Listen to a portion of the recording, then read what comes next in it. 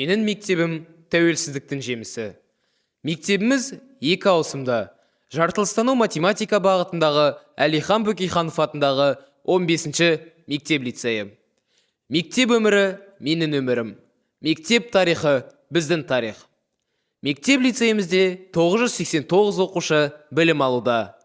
Білім беру ұясының әрбір орталықтары мен шеберханаларында өтетін шығармашылық жұмыстар мен жобалар ұлттық рухпен үндесуде.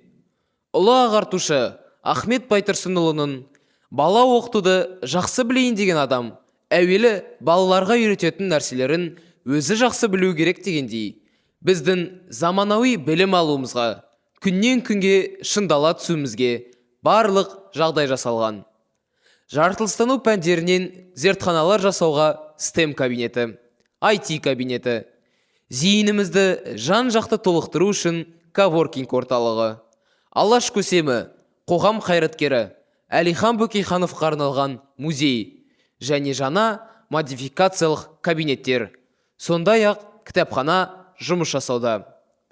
Бүгінгі таңда басты басымдықта тұрған тәрбиелі ұрпақ, тамырлы болашақ стратегиясы ата-ана мен мектеп арасындағы ынтымақтастықты үнемі жетілдіріп отыру. Тәрбие мен білімді құстың қос қанатындай қатар ұстап, арман, талап, еңбек формуласын санамызға сіңірудеміз.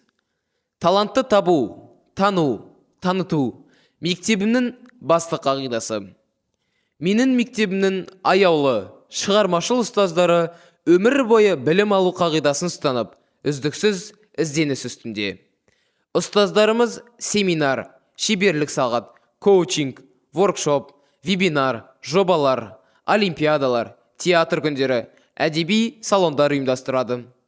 Құрметті жоғарғы оқу орнының түлектері, болашақ ұстаздар, сіздердей креативті, рухты, білікті, жігерлі жас мамандардан білім алып, нақты нәтижелерге бірге қол жеткізейік.